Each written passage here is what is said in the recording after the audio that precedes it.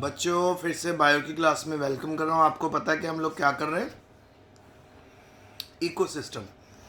सो आज का क्वेश्चन है describe characteristics of forest biome. Forest biome के कैरेक्टरिस्टिक्स बताइए। तो बेटा जो फॉरेस्ट बायोम है उसके कैरेक्टरिस्टिक्स को हम डिवाइड करेंगे 4 भागों में। तो ये 5 नंबर का क्वेश्चन बन रहा है, बड़ा इंपॉर्टेंट है। सबसे पहले जी characteristics of taiga biome. So taiga biome वो बायोम होता है जहाँ पे जो टेम्परेचर की रेंज होती है 6 डिग्री से 20 डिग्री के बीच में होती है। 6 डिग्री ये पहुँच जाता है विंटर में, 20 डिग्री तक पहुँच जाता है समर में, ठीक है। और यहाँ पे जो रेनफॉल होती है 10 सेंटीमीटर टू 35 सेंटीमीटर होती है सालाना, ईयरली। और यहाँ पे ढेर सारी लेक्स आपको मिलेंगी। और यहाँ पे जो ड्यूरेशन है ग्रोइंग पीरियड प्लांट्स का वो अबाउट 150 डेज होता है इन अ ईयर, जब क्लाइमेटिक कंडीशंस आर फेवरेबल, ठीक है। 150 डेज का प्रॉपर फेवरेबल पीरियड होता है। अच्छा, और इस बायोम में आपको बहुत ज़्यादा वेजिटेबल्स मिलेंगी, फ्रूट्स मिलेंगे और एनिमल ऑर्गेनिजम्स मिलेंगे। ये बहुत ज़्यादा डेंस फॉरेस्ट इसके अंदर आता है। तो इसमें पाइन, फिर सेडार के पेड़ भी आपको मिलेंगे। और एनिमल्स यहाँ पे जो मिलेंगे आपको लिंक्स मिलेगा, वुल्फ मिलेंगे, एल्क्स मिलेंगे, डियर मिलेंगे, स्क्विरल और रैबिट। तो ये था जी टेगा बायोम। और टेगा बायोम अच्छा बायोम माना जाता है क्योंकि यहाँ पे बहुत अच्छी वेजिटेशन है, ऐसा टेम्परेचर और इस तरह का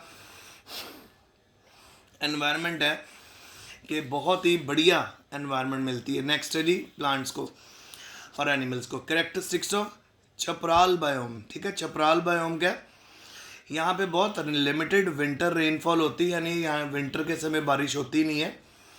और यहाँ पे पूरा साल ड्रॉट रहता है, सूखा पड़ा रहता है। बड़ी ठंडी मिस्ट एयर ओशन की यहाँ देखी गई है, ठीक है। और मॉडरेट क्लाइमेट देखा गया है। और यहाँ पे जो प्लांट्स और वेजिटेबल्स होती हैं, जो प्लांट्स हैं उनके लीव्स जो होते हैं ब्रॉड होते हैं, ठीक है। और यहाँ पे आपको ट्रीज़ मिलेंगी, श्रब्स मिलेंगे। श्रब्स वो प्लांट होते हैं जो जिनकी हाइट हमारे जितनी होती है और जिनकी वुडी स्टेम होती है, ठीक है। फिर आपके पास एनिमल्स जो यहाँ पे मिलेंगे, रैबिट मिलेगा आपको, लिजर्ड मिलेगी, वुड रैट मिलेगा आपको। फिर सी पार्ट पे आ गए। सी पार्ट देखिए, सी पार्ट है बेटा characteristics of deciduous forest biome. Okay, तो यहाँ पे 75 से 150 सेंटीमीटर एनुअल रेनफॉल होती है। टेम्परेचर भी यहाँ पे मॉडरेट रहता है और यहाँ पे समर और विंटर को आसानी से सेपरेट किया जा सकता है। मतलब डिफरेंस मिलेगा आपको, समर में टेम्परेचर थोड़ा बहुत गर्म मिलेगा और विंटर में कूल। फिर वेजिटेशन यहाँ पे क्या क्या मिलेगी आपको, पीच मिलेगा, मैपल मिलेगा, ओक मिलेगी, चेस्टनट मिलेगी, ठीक है। और एनिमल्स में आपको क्या क्या मिलेंगे यहाँ पे, deer, bear, grey fox, squirrels, woodpecker भी मिलेगा आपको, फ्रॉग्स भी मिलेंगे, स्नेक्स भी मिलेंगे, टर्टल्स और टॉर्टोइज। तो देख रहे हो एनिमल्स की रेंज कितनी ज़्यादा यहाँ पर है। तो ऊपर वाले डेसिडुअस फॉरेस्ट बायोम में प्लांट्स कम, ठीक है, प्लांट से ज़्यादा यहाँ पे आपको एनिमल्स मिलेंगे। अब जरा हम डी पार्ट में चलते हैं, ठीक है। डी पार्ट चेक करिए।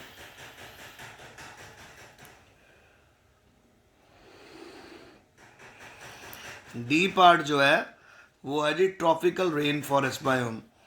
यहाँ पे जो रेनफॉल होती है 10 सेंटीमीटर होती है हर साल।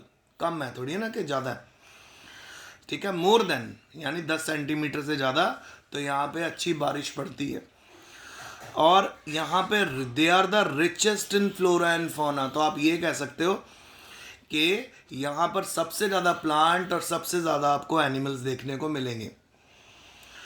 अच्छा, ट्रीज़ यहाँ पे रीच कर सकती हैं हाइट ऑफ 50 मीटर और मोर, 50 मीटर और उससे ज़्यादा की हाइट रीच कर सकती हैं।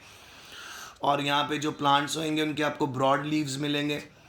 और फॉरेस्ट में आपको स्ट्रेटिफिकेशन भी देखने को मिलेगी, ठीक है। जो सबसे टॉल ट्रीज़ होंगी वो कनॉपी बनाएंगी। फॉरेस्ट जो होंगे उनको पॉपुलरली जंगल कहा जाता है। और प्लांट्स ग्रेट डाइवर्सिटी शो करेंगे, आपको अलग अलग तरह की ढेरों स्पीशीज़ यहाँ देखने को मिलेंगी।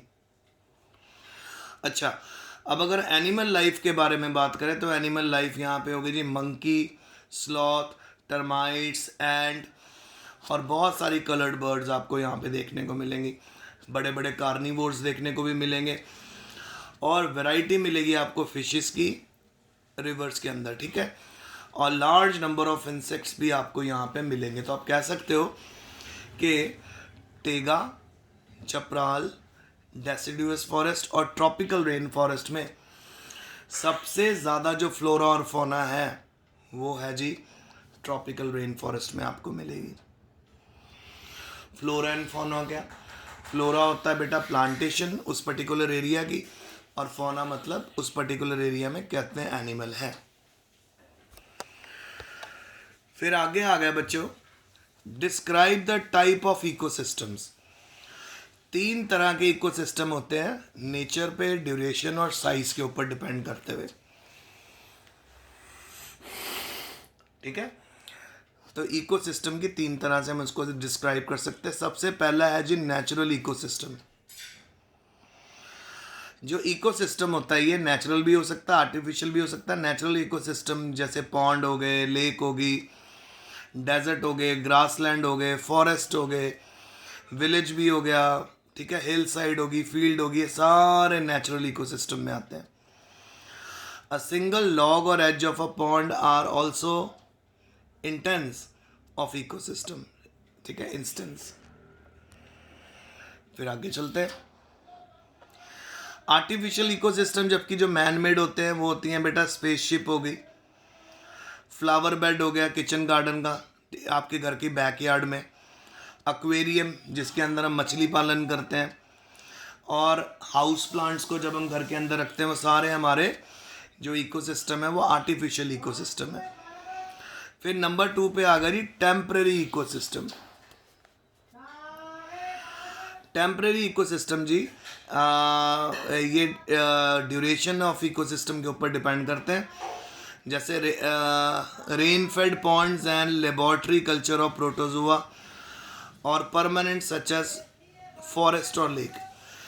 तो 2 तरह के टेम्परेरी इकोसिस्टम में हमारे पास टेम्परेरी एक तो है हमारा रेन फेड पॉन्ड्स, ठीक है, और अगर हम प्रोटोजोआ का लेबोरेटरी में कल्चर करें, इस ऑर्गेनिजम्स को डेवलप करें, इसको रिप्रोड्यूस करवाएं, इसका नंबर बढ़ाएं, ठीक है, तो उसमें ये आते हैं।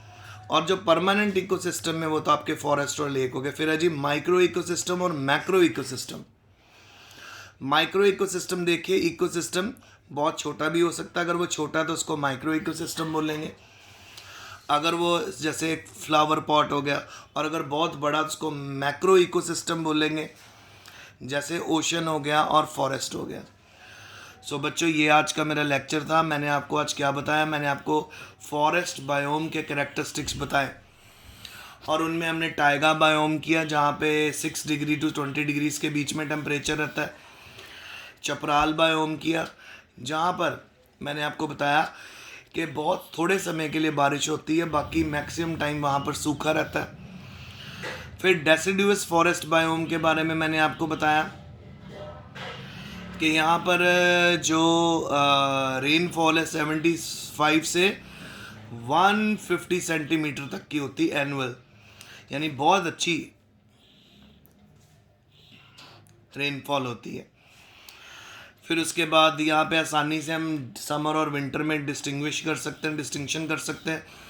और फिर जब मैंने आपसे ट्रॉपिकल रेन फॉरेस्ट बायोम की बात की, वहाँ मैंने आपको बताया कि सबसे ज़्यादा बारिश पड़ती है और यहाँ पर सबसे ज़्यादा फ्लोरा और फौना आपको देखने को मिलेगी, क्योंकि यहाँ मॉइस्चर भी अच्छा होता है, और बेटा जो सॉयल है वो भी बहुत ज़्यादा फर्टाइल होता है, यहाँ पर पानी की कमी नहीं होती, तो ऑब्वियसली है ना।